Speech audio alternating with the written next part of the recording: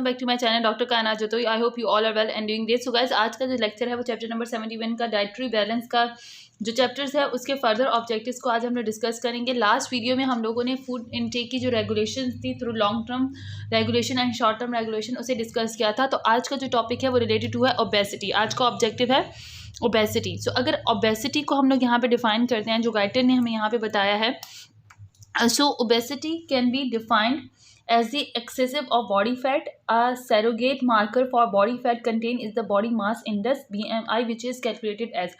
अच्छा, obesity में हमारे पास क्या होता है कि obesity को अगर हम लोग डिफाइन करें, so obesity का जो मतलब होता है कि एक्सेस बॉडी का जो एक्सेस फैट होता है उसे ओबेसिटी कहते हैं, ठीक है। और इसको कैलकुलेट करने का एक मार्कर है जिसे हम लोग बीएमआई कहते हैं। बीएमआई बेसिकली होता है क्या, weight in KG divided by height in metre square. So तो अगर हमारे पास मीटर स्क्वायर में हमारे पास हाइट है और वेट इन केजी है तो इसमें हम लोग बीएमआई निकाल सकते हैं। क्लिनिकल टर्म्स में जो BMI between 25 to 29 kg per metre square is called overweight and BMI greater than 30 kilogram per M2 is called the OBCs. अच्छा, अगर 25 से 29 के दरमियान में किलोग्राम पर मीटर स्क्वायर के दरमियान में हमारे पास वैल्यू आएगी तो उसका बीएमआई होगा तो वो हमारे पास ओबेस बॉडी कहलाएगी, ठीक है। और बीएमआई ग्रेटर देन 30 होगा तो उसे हम लोग ओबेस कहेंगे। और इसके ओवरवेट, देखो 25 से 29 के दरमियान अगर किसी का बीएमआई है तो वो हमारे पास पर्सन कहलाएगा ओवरवेट, और अगर 30 से अबव है तो पर्सन ओबेस कहलाएगा, ठीक है। तो ये मार्कर है जो आपको याद होना चाहिए। उसके बाद है ओबेस।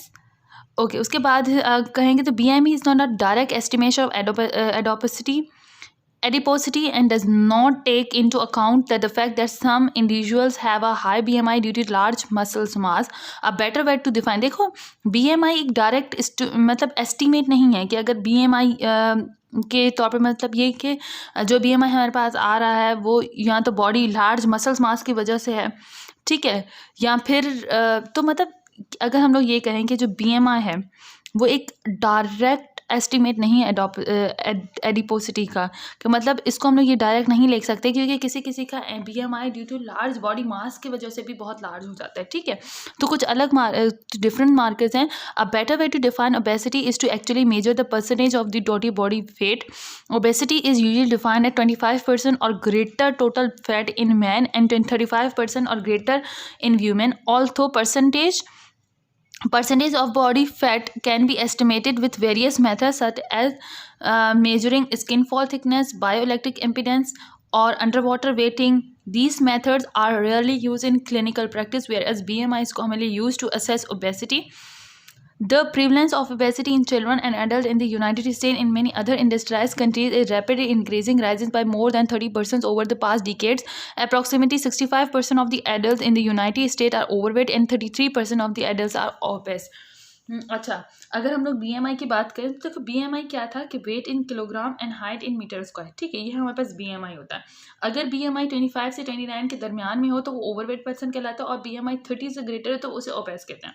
लेकिन BMI के तौर पर ही मतलब कुछ लोगों का BMI जो है अकॉर्डिंग टू दी किसी का मस्कुलर मास इंक्रीज होता है तो उसकी वजह से उसका BMI इंक्रीज हो जाता है।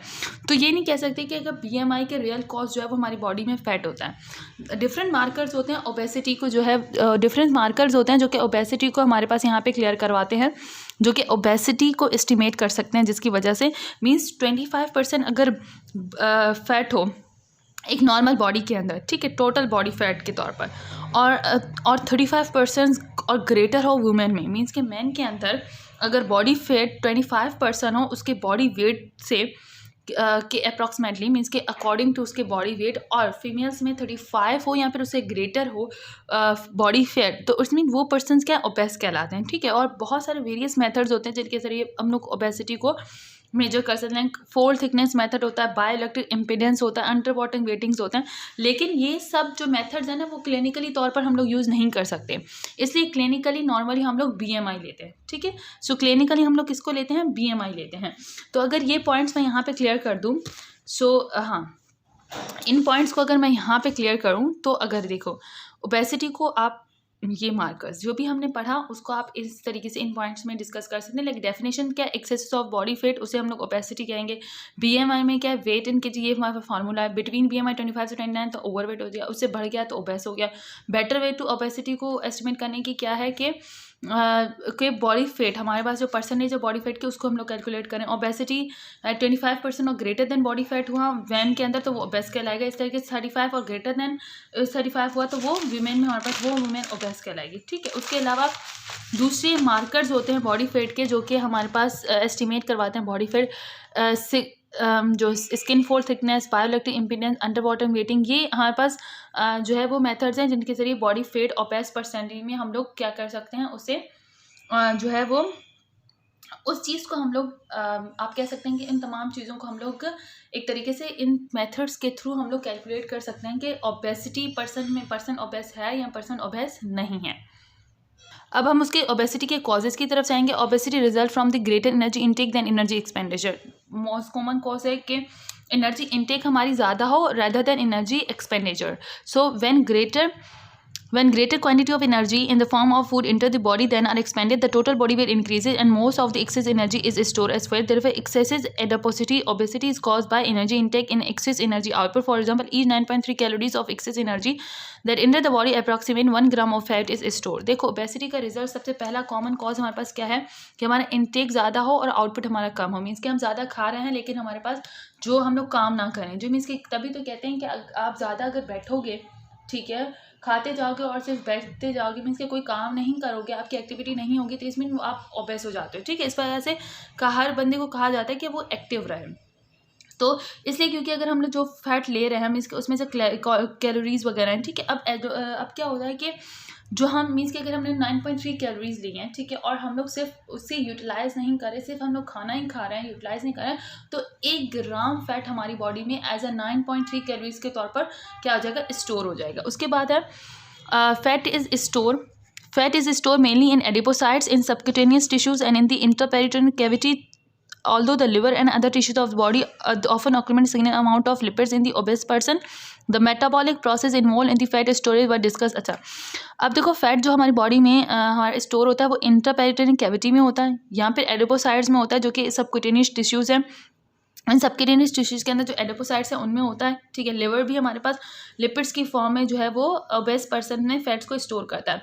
It was previously believe that the number of adipocytes could increase substantially only during infancy and childhood and that excess energy intake in children led to hyperplastic obesity. अच्छा, प्रीवियसली ये कहा जाता था कि जो नंबर ऑफ एडिपोसाइट्स हैं वो increase होते हैं सब्सटेंटली, ठीक है, ड्यूरिंग मतलब इन्फेंसी एंड चाइल्डहुड में बहुत ज़्यादा वो इंक्रीज़ होते हैं, और जो एक्सेस एनर्जी होती है चाइल्ड में वो हाइपरप्लास्टिक ओबेसिटी करवाती है। अब हाइपरप्लास्टिक ओबेसिटी क्या होती है, देखो 2 टाइप की ओबेसिटीज़ होती हैं, एक हाइपरप्लास्टिक ओबेसिटी होती है, एक हाइपरट्रॉफिक। हाइपरप्लास्टिक ओबेसिटी में क्या होता है, जो नंबर ऑफ एडिपोसाइट्स हैं वो इंक्रीज़ होता है लेकिन उसका साइज़ इंक्रीज़ नहीं होता। नंबर ऑफ एडिपोसाइट्स का इंक्रीज़ होता है लेकिन साइज़ ऑफ एडिपोसाइट्स वो इंक्रीज़ नहीं होता। लेकिन हाइपरट्रॉफी में क्या होता है कि size of adipocyte cells increase होता है लेकिन उसके नंबर्स इंक्रीज़ नहीं होते, ठीक है। तो चिल्ड्रन में हाइपरप्लास्टिक ओबेसिटी होती है जिसमें number of the adipocytes increase होता है लेकिन स्मॉल इंक्रीज इन एडिपोसाइट्स होता है, ठीक है। In contrast, obesity developing in the adult was thought to be increase only adipocyte size, resulting in hypertrophic obesity. लेकिन एडल्ट में हाइपरट्रॉफिक ओबेसिटी होती है जिसमें सिर्फ एडिपोसाइट्स का साइज इंक्रीज होता है। Research studies however have been shown that new adipocyte can different from fibroblast like pre adipocytes at any period of life, and the develop of the obesity in adult is accumulated by increased number as well as increased size of the adipocyte. अच्छा, जो recent studies हैं वो कहती हैं कि जो new adipocytes होते हैं वो डिफरेंट होते हैं प्री एडिपोसाइट सेल्स से। मीन्स कि any period of the life में जो फिब्रोब्लास्ट प्री एडिपोसाइट सेल्स होते हैं ना, उनमें से डिफरेंस होते हैं, जो कि the development of obesity in adult is accumulated by increase number as well as increase size of adipocyte. और एडल्ट्स के अंदर ये कह रहा है कि अब न्यू रिसर्च के तौर पर साइज भी बढ़ता है और एडिपोसाइट्स के नंबर भी बढ़ते हैं। An extremely obese person may be as many as 4 times as many adipocyte each containing twice as much lipid as an lean person. और एक्सट्रीमली ओबेस पर्सन के अंदर जो हमारे पास एडिपोसाइट्स होते हैं वो बहुत ज़्यादा होते हैं, मीन्स के 4 times ग्रेटर होते हैं एज एन लीन पर्सन, और इनमें लिपिड की कंसंट्रेशन भी ज़्यादा होती है as compare to a lean person. Once a person has become obese and a stable weight is obtained, energy intake once again equal energy output. एक अगर person है जो कि ओबेस है, ठीक है, अगर वो स्टेबल करता है अपने वेट को तो उसका एनर्जी इंटेक और आउटपुट नॉर्मल हो जाता है. For a person to lose weight energy intake must be less than energies में. और एक ऐसा पर्सन जिसको मतलब अपना लॉस वेट करना है तो उसका एनर्जी एक्सपेंडिचर बहुत ज़्यादा होना चाहिए as compare to energy means के as compare to energy output के. ठीक है, तो अगर हम इस पूरे पैराग्राफ को अगर मैं इस पूरे पैराग्राफ को जो है वो समराइज़ करूँ, ठीक है, तो ये पैराग्राफ आप इस तरीके से इसको कर सकते हैं कि कॉजेज ऑफ ओबेसिटी में क्या है, greater intake than the energy expenditure. 9.3 calories 1 gram of fat को स्टोर करती है. फैट स्टोर होता है एडिपोसाइड इन सबक्यूटेनियस टिश्यूज़ में, इंटरपेरेंट कैविटी में भी होता है, लिवर में भी होता है, और other tissues of the body fares होते हैं वो ओबेस पर्सन में. ठीक है, अच्छा, हाइपरप्लास्टिक ओबेसिटी किसमें, चिल्ड्रन और इन्फेंसी में होती है, जिसमें increase numbers of the adipocytes होता है लेकिन small increase in the adipocyte size में बहुत स्मॉल होता है. हाइपरट्रॉपिक ओबेसिटी क्या है, एडल्ट्स में होती है जिसमें एडिपोसाइड का साइज ओनली इंक्रीज होता है. ठीक है, इन ओबेसिटी एज मैनी और इन ओबेस पर्सन के अंदर एडिपोसाइड्स जो सेल्स होते हैं वो 4 टाइम्स ग्रेटर होते हैं as compare to lean body lean person, और इसी तरीके से उनके अंदर लिपिड की कंसंट्रेशन भी ज़्यादा होती है as compare to lean person. So यहाँ पे हमने ओबेसिटी और उसका जो मेन कॉज था कि एनर्जी एक्सपेंडिचर हमारा कम होगा और एनर्जी इंटेक ज़्यादा होगी, तो वो हमने यहाँ पे डिस्क्राइब कर दिया है. ठीक है, तो यहाँ तक ये इस पूरे टॉपिक्स में मैंने जो है वो इन चीज़ों को यहाँ पे समराइज़ कर लिया है. तो ये मेन पॉइंट्स हैं जो आप अपने पास लिख लेंगे तो उससे आप लोगों को इजी हो जाएगा कि इसमें आपको क्या क्या चीज़ें दी गई हैं. मीन्स कि ये ईजीएस्ट वे है किसी भी टॉपिक को याद करने की. अच्छा, आगे की तरफ चलते हैं. Decrease physical activity and abnormal feeding regulation as a cause of obesity. The cause of obesity are complex. Also, genes play an important role in programming the powerful physiological. देखो, decrease physical activity and abnormal feeding जो होती है वो हमारे पास cause करवाती है obesity. ठीक है, लेकिन एक फिजिकल एक्टिविटी मीन से जीन्स भी बहुत ज़्यादा इंपॉर्टेंट रोल प्ले करती हैं फिजिकल एक्टिविटीज़ में. यहाँ पर उसकी मैकेनिज्म है the regular food intake, energy metabolism. Life style environment factors में play the dominant role in many obese persons. Life style जो होता है एक पर्सन का वो भी बहुत इंपॉर्टेंट फैक्टर प्ले करता है रेगुलेशन ऑफ फूड इनटेक में. The rapid increase in the prevalence of obesity in the past 23 years emphasizes that the important role of lifestyle and environment factors because genetic changes could not have occurred so rapidly. अच्छा, पहला तो ये है कि genetic में obesity होती है तो उस वजह से होता है, लेकिन अभी जो 20 to 30 ईयर्स में मीन्स कि जितना तेज़ी से हमारे पास ओबेस पर्सन हो रहा है, ओबेसिटी इंक्रीज हो रही है, उसमें हमारा एनवायरनमेंट और लाइफ स्टाइल बहुत इंपॉर्टेंट रोल प्ले कर रहा है. मीन्स कि हमें इतनी ज़्यादा कन्वेंस मिल गई है, हम लोग इतने कन्वीनियंट हो गए हर चीज़ के कि हम लोग उसमें हमारी फिजिकल एक्टिविटी नहीं होती, हम नॉर्मली घर में बैठ के सारे काम कर लेते हैं. ठीक है, तो उसकी वजह से ओबेसिटी ओबियसली कॉज हो रही है. तो लाइफ स्टाइल और एनवायरनमेंट हमारा बहुत ही इंपॉर्टेंट फैक्टर प्ले कर रहा है ओबेसिटी को कॉज करवाने में. उसके बाद हमारे पास क्या है, सेडेंट्री लाइफ स्टाइल है major cause of obesity. Sedentary lifestyle major cause है ओबेसिटी का. Regular physical activities and physical training are known to increase muscle mass and decrease body fat mass, whereas inadequate physical activity typically associated with decreased muscle mass and increased adiposity. For example, studies have shown a close association between the sedentary behavior such as prolonged television watching and obesity. देखो वही बात कि हमारा sedentary life style means का हमारा usually तौर पर जो हमारा नॉर्मल लाइफ स्टाइल है वो भी ओबेसिटी को कॉज करने में बहुत इंपॉर्टेंट रोल कर रहा है. क्यों? क्योंकि चाहे लाइक हम लोग टीवी सारा दिन वॉच कर रहे होते हैं, टीवी बैठ के देख रहे होते हैं, ठीक है, कुछ भी मूवीज़ वगैरह देख रहे होते हैं, उसमें हमारा फिजिकल एक्टिविटी बहुत कम हो रही होती है. मीन्स कि एनर्जी इनटेक हम बहुत ज़्यादा ले रहे होते हैं लेकिन एनर्जी के एक्सपेंडिचर्स कुछ नहीं है, तो उसकी वजह से भी ओबेसिटी कॉज हो रही है. Also about 25 to 30% of the entire energy use each day by the average person goes into the muscular activity, and in a laborer as much as 60 to 70% is used in the way. In an obese person, increased physical activity usually increase energy expenditure more than the food intake, resulting in significant weight loss. देखो 20 to 30% जो energy होती है ना each day means कि हम लोग muscular activity में use कर लेते हैं. और एक अगर कोई इंसान काम करता है लाइक एक लेबर वगैरह होता है या फिर कोई भी हम काम करते हैं तो उसमें 70 to 70% उस तरीके से हमारी एनर्जी यूज़ हो जाती है. ओबेस पर्सन के अंदर अगर फिजिकल एक्टिविटीज़ बढ़ा दी जाए और उसका फूड इनटेक कम कर दिया जाए या फिर फूड इनटेक अगर वही रहे लेकिन उसने अपनी फिजिकल एक्टिविटी बढ़ा दी है तो उसका वेट लॉस हो सकता है. Even a single episode of student exercise may increase basal energy expenditure for several hour after the physical activities stop. देखो एक सिंगल अगर हम लोग एक्सरसाइज करते हैं तो उस एक्सरसाइज के नतीजे में भी काफ़ी घंटों तक क्या होता है कि हमारी जो एनर्जी एक्सपेंड हो रही होती है, हालांकि जो बेसल मेटाबॉलिक रेट बहुत ज़्यादा इंक्रीज हो जाता है जिसकी वजह से इंक्रीज हो जाती है एक्टिविटी.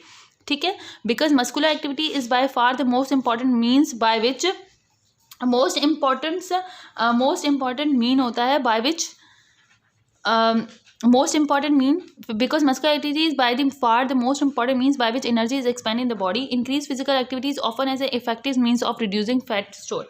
अच्छा, इंक्रीज मसल एक्टिविटी वगैरह अगर हमारी इंक्रीज होगी तो फैटी मास वगैरह जो है वो बहुत ज़्यादा हमारा जो है जो स्टोर हुआ है वो हमारा क्या होगा, रिड्यूस होना शुरू हो जाएगा। ठीक है, मसल्स मतलब हमें ओबेसिटी को रोकने के लिए क्या पड़ना, मसल्स मास अपना जो है हमें वो ज़्यादा से ज़्यादा हमें काम करना पड़ेगा फ़ैट के ऊपर। हमारे पास जो एडिपोसाइट्स हैं उनमें फ़ैट की रिडक्शन होनी चाहिए, और वो कैसे होगी, जब हम लोग अपना एनर्जी एक्सपेंडिचर्स बढ़ा देंगे। Abnormal feeding behaviour is an important cause of obesity. अच्छा, एबनॉर्मल फीडिंग बिहेवियर भी बहुत इंपॉर्टेंट कॉज होता है जो कि हमारे पास क्या करवाता है, ओबेसिटी करवाता है। Also powerful physical mechanisms regulate food intake, there are also important environment and physical factors that can cause abnormal feeding behaviour, excess energy intake and obesity. देखो, हमारे पास इन एबनॉर्मल फीडिंग बिहेवियर होते हैं, वो भी बहुत इंपॉर्टेंट रोल प्ले करते हैं। मीन्स कि हम लोग फूड इंटेक उस तरीके से बहुत ज़्यादा लेते हैं जिसकी वजह से हमारी एनर्जी एक्सटेक बहुत ज़्यादा हो जाती है और ओबेसिटी हो जाती है। Environment, social and psychological factors contribute to abnormal feeding. As discussed previously, the importance of environmental factors is evidenced from the rapid increase in prevalent obesity in most industrialized countries, where has coincide with an abundance of high energy foods, especially fatty foods and sedentary lifestyle. Physiological factors may contribute to obesity in people. For example, people often gain large amount of weight during after stressful situations such as death of a parent, severe illness, or even mental depression. It seems that can be a means of releasing tension. अच्छा देखो, काफ़ी सारे abnormal psychological social और ये factors जो होते हैं वो इंपॉर्टेंट रोल प्ले करते हैं हमारी फीडिंग में। ठीक है, क्योंकि फॉर एग्जांपल अगर किसी को कहते हैं ना, किसी को टेंशन में बहुत ज़्यादा भूख लगती है, किसी को कोई सदमा लग गया खुदा न खासा, तो उस नतीजे में बहुत ज़्यादा भूख लगती है, तो वो भी एक फैक्टर होता है जो कि हमारा फीडिंग मतलब इंक्रीज़ करवा देता है, जिसमें की वजह से ओबेसिटी हो जाती है। सो अगर अभी तक के जो भी पॉइंट्स आए हैं उन सब पॉइंट में हमें ये पता चला है कि हमारा इन्वायरमेंट, हमारा social life circle, social culture, हमारी साइकोलॉजिकल फैक्टर, ये सब बहुत ज़्यादा इंपॉर्टेंट रोल प्ले करते हैं ओबेसिटी में। क्योंकि जेनेटिक ओबेसिटी जो होती है ना, जो जीन की वजह से, उसमें कई ज़्यादा साल लग जाते हैं, हमें 10 साल 20 साल जो ये सारी चीज़ें उसमें लगती हैं। ठीक है, लेकिन हमेशा ओबेस पर्सन, अभी जो 20 से 30 साल का डिक्लाइन शुरू हुआ, इसमें क्या हुआ है, जो ओबेसिटी हुई है वो अगर हम लोग देखते हैं कि यूएसए में, यहाँ पे इंग्लैंड, यूरोप वगैरह में, वहाँ पे फूड को इंटेक बहुत ज़्यादा है, फास्ट फूड बहुत खाया जाता है जिसमें कैलोरीज बहुत ज़्यादा हैं, जिसकी वजह से वहाँ पे ओबेसिटी की रेशियो बहुत ही ज़्यादा बढ़ गई है। ठीक है, as compare to western countries में अगर हम लोग देखें तो अगर एक यूजुअली आप कंपेयर करें कि हमारे इन्वायरमेंट की लाइफ स्टाइल जो सेडेंटरी लाइफ स्टाइल है, मीन्स कि हमें जहाँ पे एक सिटी लाइफ में, फॉर एग्जांपल एक सिटी लाइफ के अंदर आप लोगों को हर काम इजीली आप घर में बैठ के कर सकते हैं, टीवी देखने का सिस्टम बहुत ज़्यादा है, आप ऑनलाइन स्टडीज़ कर सकते हैं, हर चीज़ ऑनलाइन होती है, तो कंप्यूटर पे बैठ के हर चीज़ करते हैं। तो उसकी वजह से क्या होता है कि हमारा जो हम लोग फूड इंटेक करते हैं वो हमारा यूटिलाइज नहीं हो पाता, मसल्स एक्टिविटी नहीं होती, मस्कुलर एक्टिविटी नहीं होती, या वो लोग जो जिम नहीं जाते, एक्सरसाइज नहीं करते, उनके अंदर भी ओबेसिटी इंक्रीज हो जाती है। लेकिन as compare to village areas में, वहाँ पे सारे काम फिजिकल एक्टिविटीज से हो रहे होते हैं, वहाँ पे हर काम जो है, हर इंसान जो है वो काम कर रहा होता है, वो आइदर कोई भी काम हो, वहाँ पे इतनी ज़्यादा कन्वीनियंट नहीं है, उन्हें आम सा काम करने के लिए भी जो है अपनी मस्कुलर एक्टिविटी करनी पड़ेगी, इस वजह से वो एक फिट होते हैं। ठीक है, as compare to city person. अब आगे चलते हैं, जो मेन फैक्टर है childhood overeating as a possible cause of obesity. One factor that may contribute to obesity is the prevalent idea that healthy eating habits require 3 meals a day and that each meal must be filling. Many young children are forced into this habit by overly solicitous parents, and the children continue to practice it throughout the life. The rate of formation of, अच्छा देखो, एक old concept है कि childhood में over eating बहुत ज़्यादा, means का बच्चा पैदा हुआ उसके लिए पेरेंट्स क्या करते हैं, कहते हैं कि 3 टाइम का मील जो है वो बहुत इंपॉर्टेंट है, 3 टाइम मील हो, और वो मील भी जो हो हमारे पास फुल स्टमक फिलिंग हो। इसकी वजह से भी ओबेसिटी हो जाती है, क्योंकि चाइल्डहुड में, बचपन में ही आदतें, हैबिट्स बनना डेवलप हो जाती हैं। अब वो हैबिट बन गई कि 3 टाइम्स अ डे ही हमें खाना खाना है, और वो भी फुल पेट खाना है, तो इसकी वजह से जब वो बच्चा बड़ा होगा तो ऑब्वियसली उसके अंदर हैबिट होगी, और वही हैबिट उसमें ओबेसिटी कॉज करवाती है। तो बच्चों को एक मिनिमम इतना नहीं खाना चाहिए, एटलीस्ट फुल स्टमक मील नहीं होना चाहिए, एटलीस्ट 3 टाइम्स अ डे नहीं होना चाहिए। क्वान्टिटी कम कर दें लेकिन 3 टाइम कर दें, या फिर ऐसा कर दें कि 2 टाइम्स सही अमाउंट में फूड खिलाएं, लेकिन लास्ट टाइम जो लास्ट मील है हमारा वो इतना ज़्यादा ना हो। तो मीन्स कि ये हैबिट भी जो होती है वो भी बहुत इंपॉर्टेंट रोल प्ले करती है ओबेसिटी में।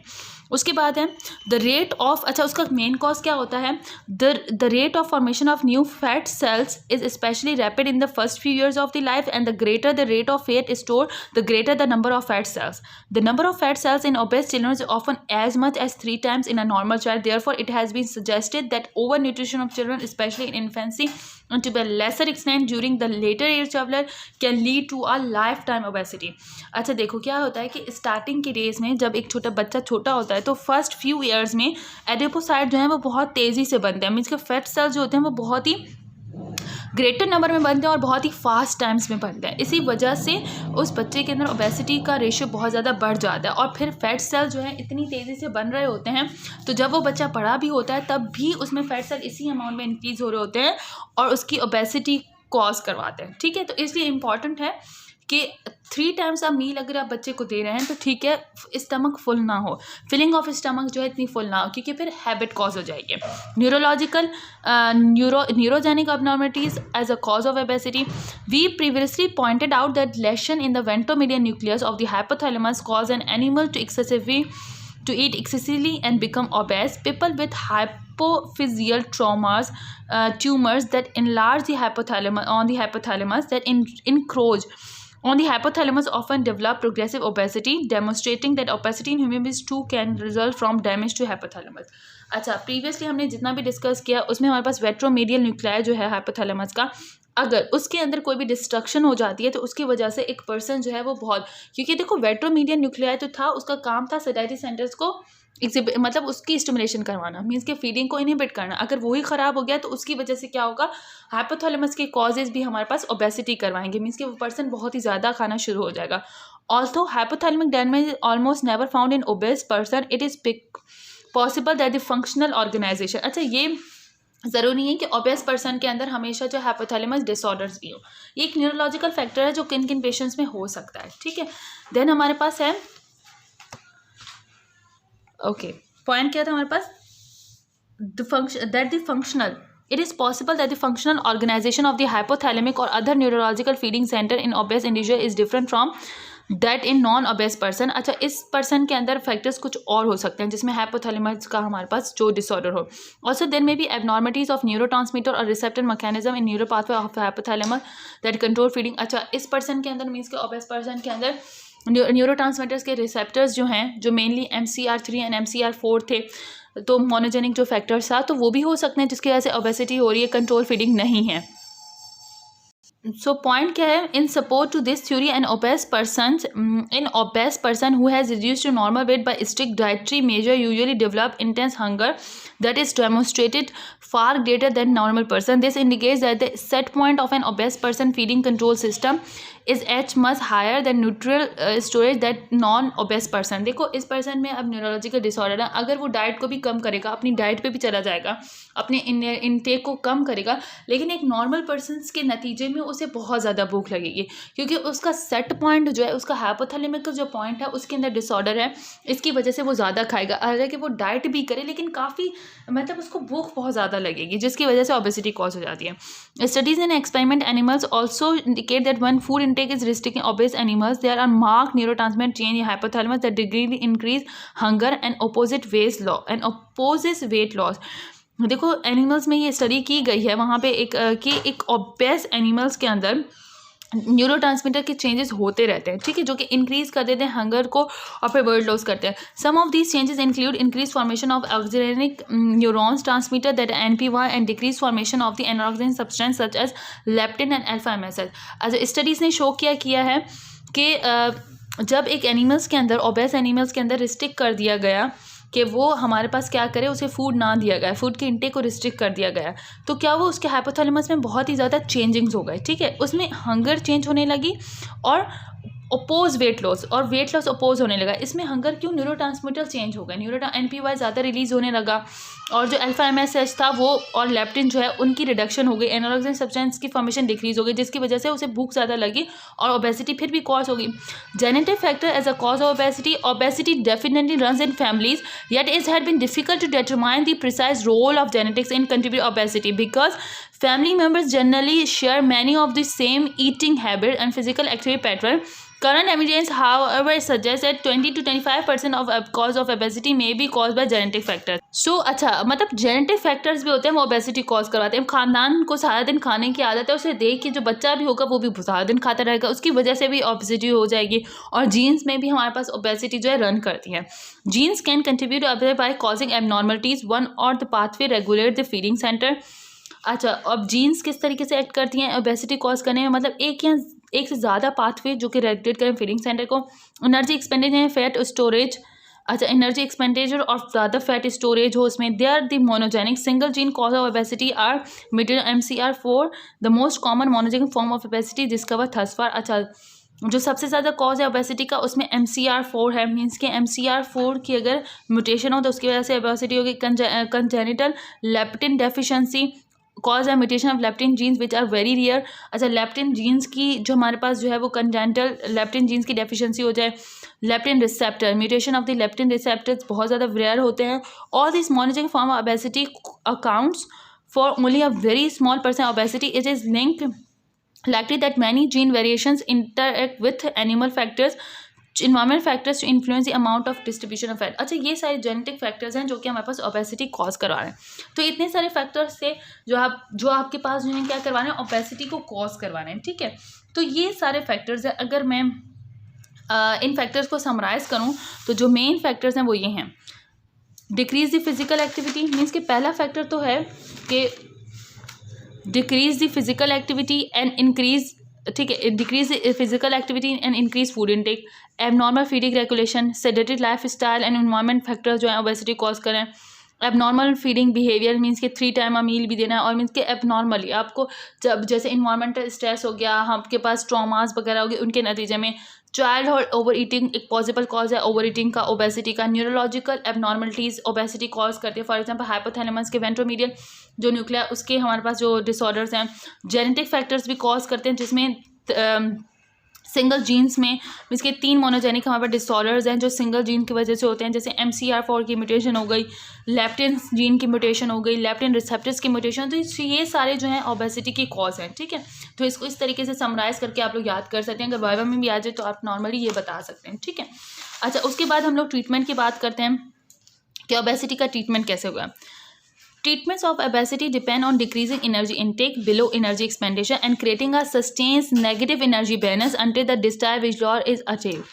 अच्छा, ट्रीटमेंट ओबेसिटी इस तरीके से है कि हम एनर्जी इंटेक को कम कर दें और एनर्जी एक्सपेंडिचर ज़्यादा कर दें, ठीक है, नेगेटिव एनर्जी बैलेंस मेंटेन करें, और बॉडी का लॉस जो है वो जब तक के बॉडी को एक मैक्सिमम जो हमें बॉडी वेट चाहिए वो ना मिल जाए। The current national Institute of Health guidelines recommend a decrease in calorie intake 5 calories per day for overeat, means के रिकमेंड किया है कि इनटेक जो हमारे पास 500 कैलोरीज पर डे होना चाहिए फॉर ओवर 8 पर्सन के लिए। एंड मॉडरली ओबेस पर्सन के लिए, जो मॉडरली ओबेस पर्सन है जिसमें BMI जो है वो ग्रेटर देन 25 है बट लेस देन 35 है हमारे पास, to achieve a weight loss of approximately 1 pound each week.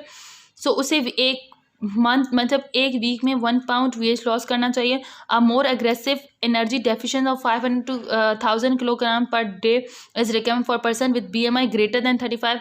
और एक जो हमारे पास मीन्स के एक 35 से ज़्यादा ओबेस पर्सन जिसका BMI 35 से ज़्यादा है उसको रिकमेंड किया है कि एनर्जी 500 से 1000 किलोग्राम्स पर डे उसकी एनर्जी डेफिशिएंट होनी चाहिए।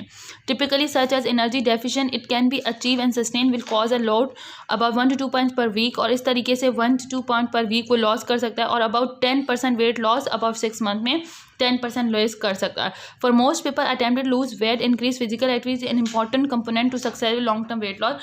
और एक ओबेस पर्सन के अंदर सक्सेसफुल मतलब वेट लॉस किस तरीके से हो जाता है, अगर वो अपनी फिजिकल एक्टिविटीज़ को बढ़ा दे, तो मीन्स के एनर्जी इनटेक कम होनी चाहिए, और ये डिफरेंट कैलोरीज कितनी कैलोरीज पर वीक के हिसाब से देनी चाहिए, मतलब एक ओबेस पर्सन जिसका वेट लॉस 25 से BMI 25 से बढ़ के है, इंक्रीज हुआ है लेकिन लेस देन है 35, तो उसे 1 पॉइंट अपना जो पर वीक करना चाहिए।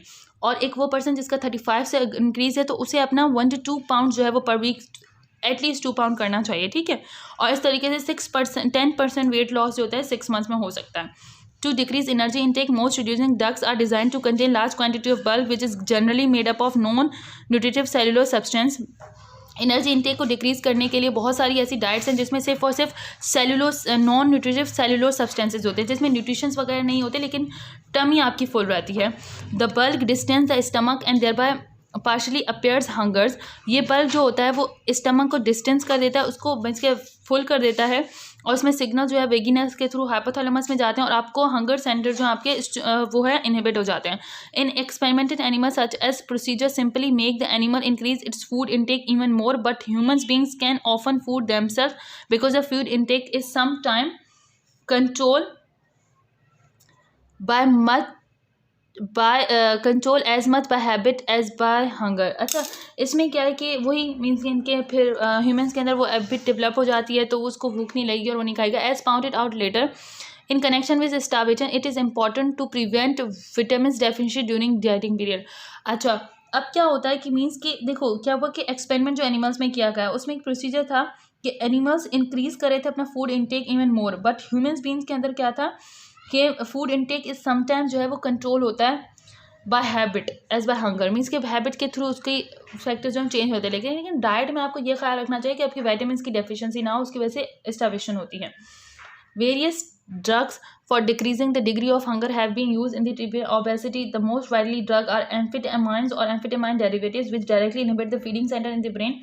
One drug that treats obesity is subamine and sympathomyopathic that reduce food intake and increase energy expended. The danger in using these drugs is that simultaneously blood pressure overexcite the sympathetic nervous system and rises the blood pressure as a person soon adapt to drugs, so weight reduction is usually no greater than 5 to 10%। अच्छा देखो, बहुत सारी drugs भी use की जाती हैं, जो main drug यहाँ पे यूज़ की गई है वो एम्फेटामाइन है और सबबुटामाइन है, ठीक है। लेकिन इसकी वजह से क्या होता है कि ये हमारा फूड इंटेक तो रिड्यूस कर देती हैं लेकिन ये ब्लड प्रेशर को राइज कर देती हैं, ठीक है।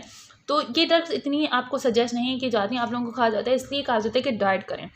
Another group of drugs works by alternating lipid metabolism. For example, orlistate, a lipase inhibitor, reduce interstitial digestion of fat. This causes a portion of intestine to be lost in the feces and therefore reduce energy absorption. However, fecal fat is lost may cause unpleasant gastrointestinal side effect as well as loss of fat soluble vitamins in feces. अच्छा, इसके बाद हमारे पास जो है एक और lipase inhibitor drug है जिसे हम लोग ऑरलिस्टेट कहते हैं, वो भी यूज़ की जाती है। इसमें फिर जीआईटी में जो है वो फैट की जो ऑब्जर्वेशन नॉर्मली हो रही होती है वो नहीं होती फैट की, ठीक है, और फिर वो फीसिस में जाके फैट फीसिस के थ्रू जो है वो हमारी बॉडी से एक्सक्रीट आउट हो जाता है। लेकिन इसके नतीजे में ना बहुत सारे यूजफुल विटामिन भी हमारी बॉडी से एक्सक्रीट आउट हो जाते हैं, इसलिए ये ड्रग इतनी हम लोग यूज़ नहीं करते। सिग्निफिकेंट मीन्स कि ये एक्सट्रीम केसेस में यूज़ की जाती है जहाँ पे बहुत ही ज़्यादा ओबेस पर्सन हो, तब जाके ये की जाती हैं कि उसकी हैबिट्स भी डेवलप ना हो रही हों और उसका वेट लूज़ करना बहुत ज़रूरी हो, आइदर कि वो डेथ की तरफ उसकी ओबेसिटी चली जाए, तो उस वक्त ये ड्रग्स यूज़ की जा रही है। नॉर्मल पेशेंट्स में हम लोग फिर उन्हें डाइट भी रिकमेंड करते हैं। Significant weight loss can be achieved in many obese person with increased physical activity. The more exercise one gets, the greater the daily action and more rapidly the obesity disappears. अच्छा, weight loss significant weight loss किसके ऐसे होता है कि मैं अगर physical activities बढ़ा दें तो उस वक्त सिग्निफिकेंट वेट लॉस होता है और वो इजीली वो पर्सन जो है वो ओबेसिटी उसकी डिसअपेयर जल्दी होती है। Therefore, forced exercise is often as an essential part of treatment. The current clinical guidance for the treatment of obesity recommend that the first step by lifestyle modification that increase physically combined with the reduction in the calorie intake. For mobility, obese person with BMI greater than 40 or for patient with BMI greater than 35 and conditions such as hypertension or type 2 diabetes that predoses them to other serious diseases, various surgical procedure can be used to decrease the fat mass of the body or to decrease the amount of food that can be eat each man. अच्छा, तो obesity की treatment में पहला जो most important हमारे पास treatment होता है, first step होता है, उसमें ये होता है कि इंक्रीज फिजिकल एक्टिविटी करवा दी जाती है कि वो इंक्रीज करे फिजिकल एक्टिविटी पेशेंट की बाय एक्सरसाइज के थ्रू और बाय अदर फैक्टर्स के थ्रू, ठीक है, क्योंकि वो पर्सन जिसका 40 और जिसका 40 या 40 से ज़्यादा ही ओबेसिटी होती है, ठीक है, कंडीशन जैसे हाइपरटेंशन के तौर पर या डायबिटीज़ के अंदर, ठीक है, और सीरियस डिजीज़ में, वहाँ पे बहुत सारे सर्जिकल प्रोसीजर्स भी किए जाते हैं ताकि बॉडी का फेट मास कम हो जाए, ठीक है। लेकिन मोस्ट इंपॉर्टेंट क्या होता है कि मोस्ट इंपॉर्टेंट होता है कि मील कम कर दिया जाता है, इनटेक कम कर दिया जाता है फूड का, और एक्सरसाइज बढ़ा दी जाती है। ये मोस्ट इंपॉर्टेंट कह सकते हैं कि आपके पास ओबेसिटी को रिड्यूस करने के फैक्टर्स हैं। इसके अलावा भी प्रोसीजर होते हैं। 2 of the most common surgery procedure use in the United States to treat morbid obesity and gastric bypass surgery, जिसमें अच्छा यूनाइटेड स्टेट्स में या फिर क्या होता है कि वहाँ पे क्योंकि ओबेसिटी बहुत ज़्यादा होती है तो कुछ केसेस के अंदर सर्जरीज भी की जाती हैं। उनमें 2 सर्जरीज होती हैं, गैस्ट्रिक बाईपास सर्जरी और गैस्ट्रिक बेंडिंग सर्जरी, ठीक है। इन सर्जरीज के जरिए जो है वो ओबेसिटी कम किया जाता है। Gastric bypass surgery involves construction of small pouch in the proximal part of stomach that is then connected to the jejunum with a section of small bowel of varying length. The pouch is separated from the remaining part of stomach with staples.